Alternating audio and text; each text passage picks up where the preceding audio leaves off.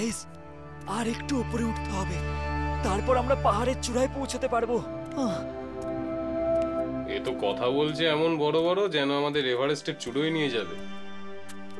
ঠিকই বলেছিস। Stop guys, উনি আমাদের গাইড। শুনতে পারলে ওনার খারাপ লাগবে। আমাদের যেন কত ভালো লাগছে যেতে। তোমাদের দুজনের না কিচ্ছু হবে না। গাইস, ফাইনালি আমরা চূড়ায় পৌঁছে গেছি, আর প্রকৃতির এই মনোরম দৃশ্য আমাদের চোখের সামনে।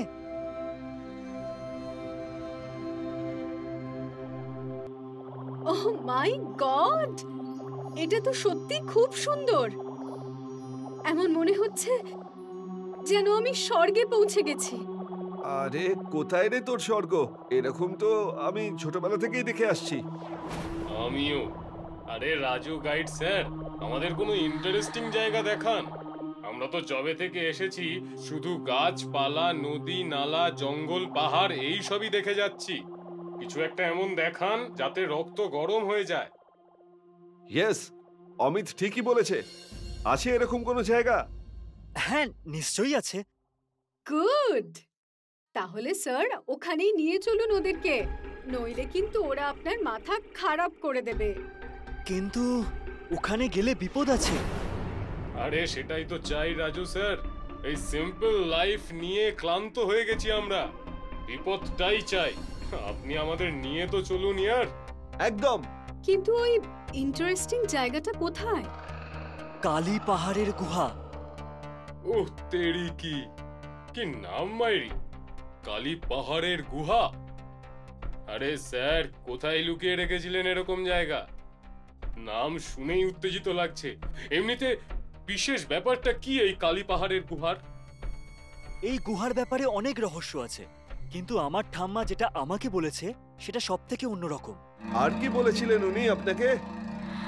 এই গুহা মূলত 500-600 বছরের পুরনো, যেখানে একজন ভয়ানক তান্ত্রিক থাকেন, যে নিজের অশুভ শক্তিটাকে বাড়ানোর জন্য মানুষের রক্ত খেতে শুরু করে দিয়েছিল। সেটা এখানকার রাজা বলির একদম সহ্য হয়নি। সেই জন্য উনি ওই দুষ্ট তান্ত্রিককে মেরে ফেললো। তারপর থেকে আজও তান্ত্রিকের মৃতদেহ ওই গুহার মধ্যে কোথাও পোতা আছে। ওয়াও, গল্পটা তো দারুণ ইন্টারেস্টিং মনে হচ্ছে। এটা গল্প নয়, এটা সত্যি। আরে যাই থাক না কেন, লেটস গো দেয়ার। ওখানেই যাওয়া যাক। হ্যাঁ ভাই, খুবই মজা হবে।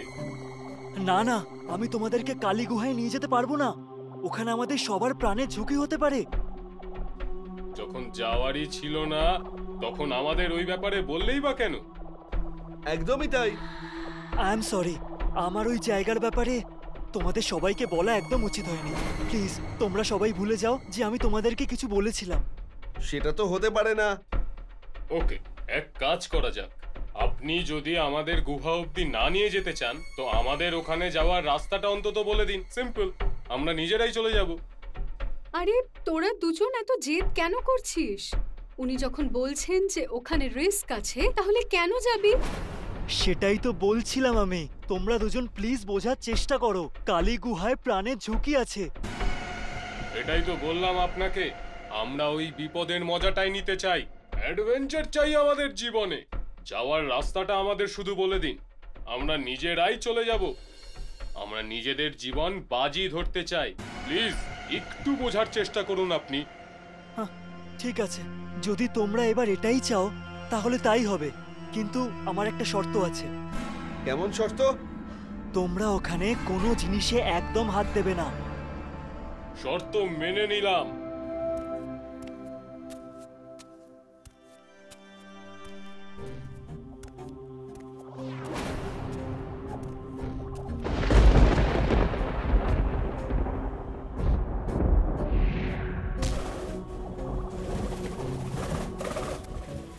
মাথা নিচু করো। চলো, টর্চ জ্বালাও তোমরা।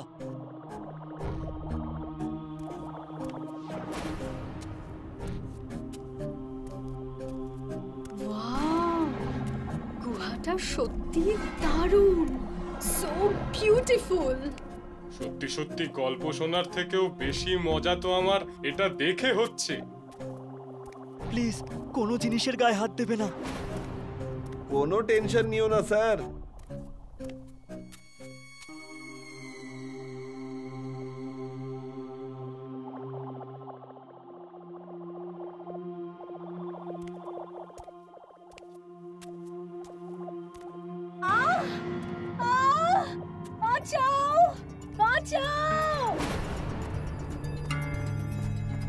শৈলী, কি হয়েছে?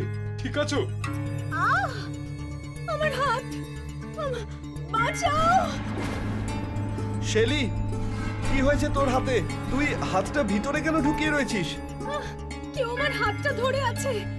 আমাকে কেউ বাঁচাও, আমাকে বাঁচাও! কেউ আমার হাতটা ধরে টানছে। Please save me, please save me. Shelly, তুমি মনে সাহস রাখো। আমার হাত, আমার হাত, আমার হাত। শৈলী, তোমার হাতে ওগুলো কি হয়েছে? মনে হচ্ছে ওর হাতে কোনো পোকামাকড় কামড়েছে। এটা পোকামাকড় কামড়ানোর চিহ্ন নয়, মৃত্যুর চিহ্ন এটা। এসব কি আজে বাজে কথা বলছো তুমি? কোনো আজে বাজে কথা বলছি না, সত্যি বলছি। আমি বলেছিলাম তোমাদেরকে যে এখানে কোনো জিনিসের গায়ে হাত দেবে না, তাহলে কেন হাত দিলে? ছাড়ো, যা হওয়ার তা হয়ে গেছে। এবার যদি প্রাণ বাঁচাতে হয় তাহলে বেরো এখান থেকে, না হলে আমাদের মধ্যে আর কেউ বেঁচে ফিরতে পারবে না। আমার খুব ব্যথা করছে, আমি দৌড়তে পারবো না। পালাতে না পারলে মরবে। এখানে শৈলী ব্যথায় কষ্ট পাচ্ছে আর আপনি তখন থেকে আজে বাজে কথা বলে যাচ্ছেন। হ্যাঁ, বন্ধ করুন আপনার এই সমস্ত আজে বাজে কথা। তোমরা কেন বুঝতে চাইছো না? ও এবার জেগে উঠবে, পালাও এখান থেকে। প্লিজ স্যার, আপনি 1 মিনিট চুপ করে থাকুন। আমাকে শৈলীর হাতে পট্টি বেঁধে দিতে দিন।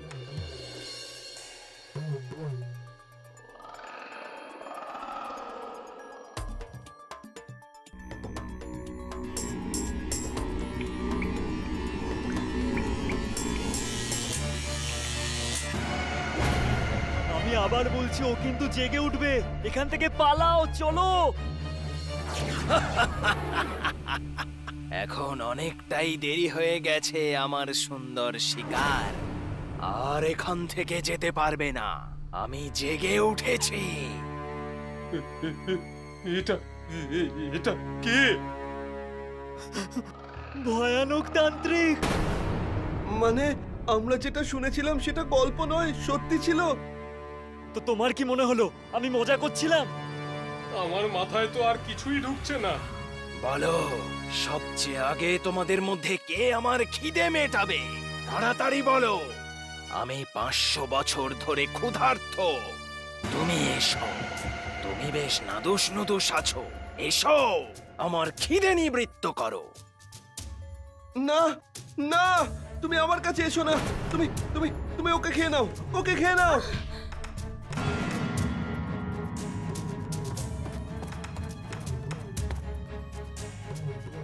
তোমার রক্তেই আমি জীবিত হয়েছি, তাই তোমার রক্ত আমি সবচেয়ে শেষে পান করব। ততক্ষণ তুমি বেঁচে থাকো।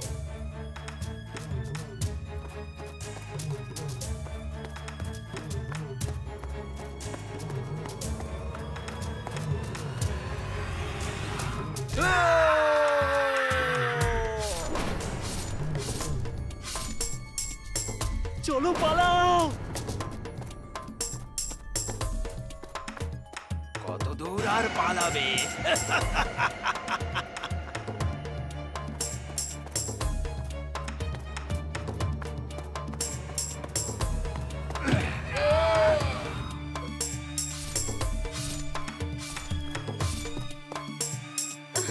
তান্ত্রিক তো আমার 2 বন্ধুকে মেরে ফেলেছে, এবারও আমাদেরকেও মেরে ফেলবে।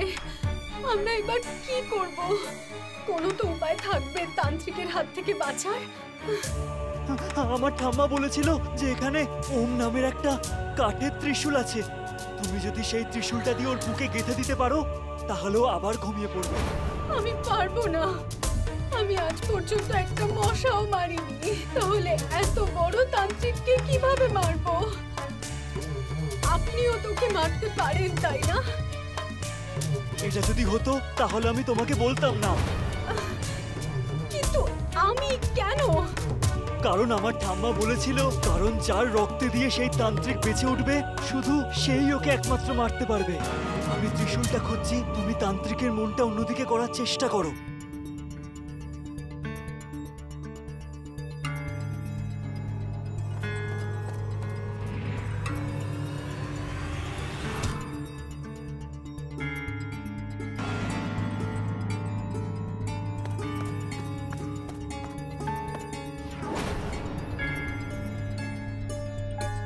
শ্যালি এখানে।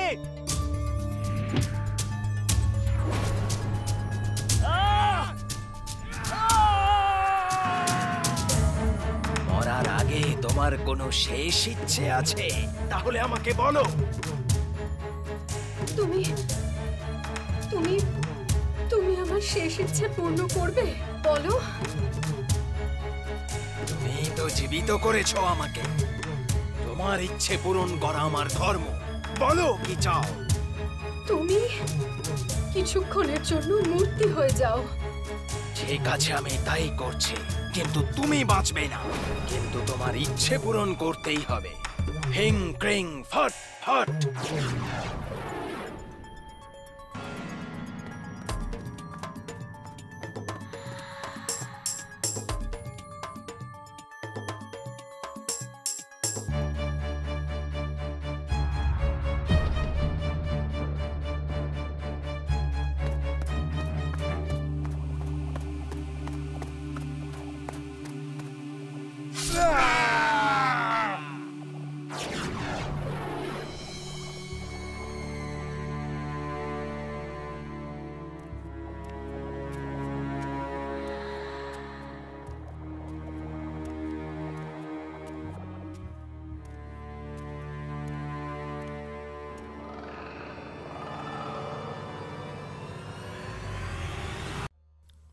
সফটওয়্যার কোম্পানিতে কাজ করে অনিরুদ্ধ অনেক দিন পরে কয়েকদিনের ছুটি পেয়েছিল।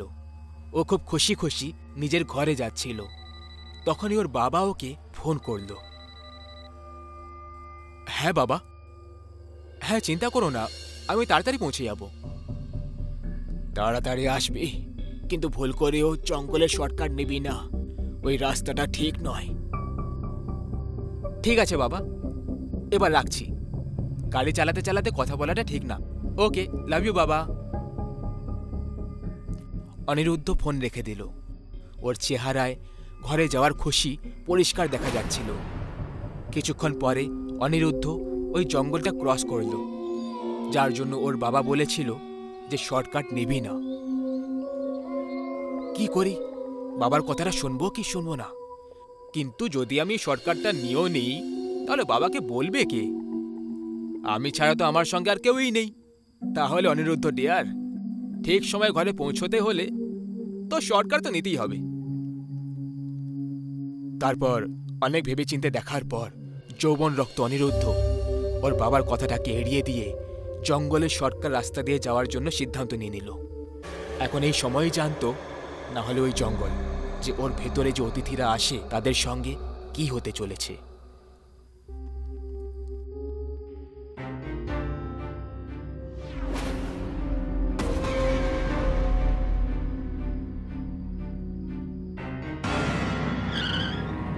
ও গড!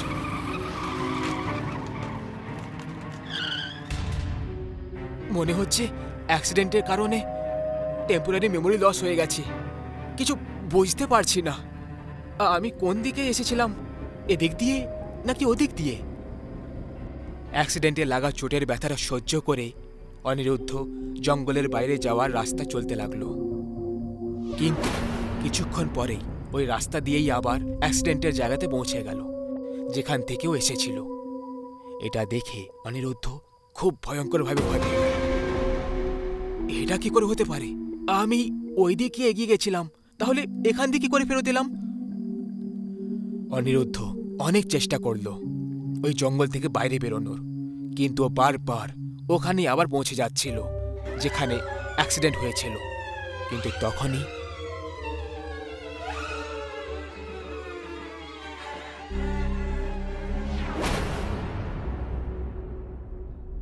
দাদা, প্লিজ প্লিজ আমার হেল্প করুন। আমার আমার এখানে অ্যাক্সিডেন্ট হয়েছিল। আমি খুব চেষ্টা করেছি জঙ্গল থেকে বাইরে বেরোনোর, কিন্তু প্রত্যেকবার আমি এখানেই ফিরে আসছি। আপনি আপনি বাইরে বেরোনোর রাস্তা জানেন? তাহলে প্লিজ আমাকে সঙ্গে নিয়ে চলুন। ঠিক আছে, বসে পড়ুন। জঙ্গলের ওই গোলকধাঁধা রাস্তায় কাউকে পেয়ে যাওয়াটা অনিরুদ্ধের জন্য কোনো বরদানের থেকে কম ছিল না। আমার নাম অনুপম। আমার নাম অনিরুদ্ধ। আপনি জঙ্গলের রাস্তা দিয়ে কেন এলেন? বাবা মানা করেছিল, কিন্তু বাড়ি যাওয়ার তাড়াহুড়োয় আমি এই শর্টকাট নিয়ে নিলাম। আর ফেসে গেলাম। অনুপম অনিরুদ্ধকে জঙ্গলের বাইরে তো নিয়ে গেল, কিন্তু সে নিজে তার গাড়িটাকে জঙ্গলের বাইরে নিয়ে এলো না। আপনার গন্তব্যস্থল এসে গেছে, জঙ্গল এখানে শেষ হচ্ছে। আপনি আমাকে আপনার মতো আরো অনেক লোকের সাহায্য করতে হবে।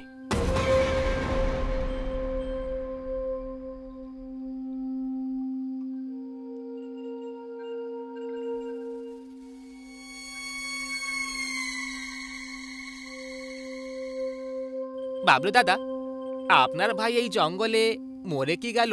আপনি তো এখানে নিজেরই ঠিকানা করে ফেললেন। এখানে থাকলে মনে হয় যে ও আমার আশেপাশেই আছে।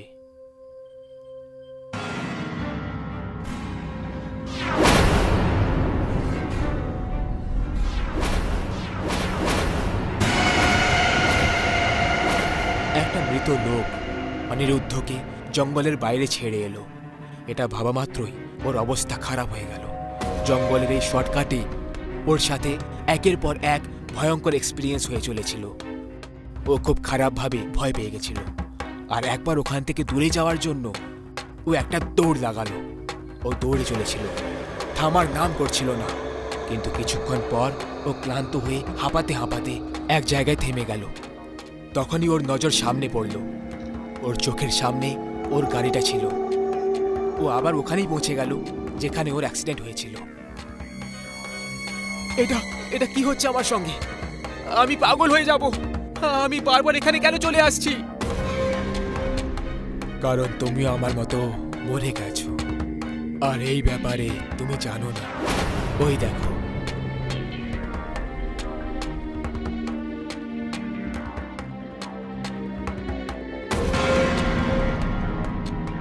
জীবনে যদি কেউ তোমাকে বড় কিছু করতে মানা করে, তখন সেটাকে করা উচিত নয়।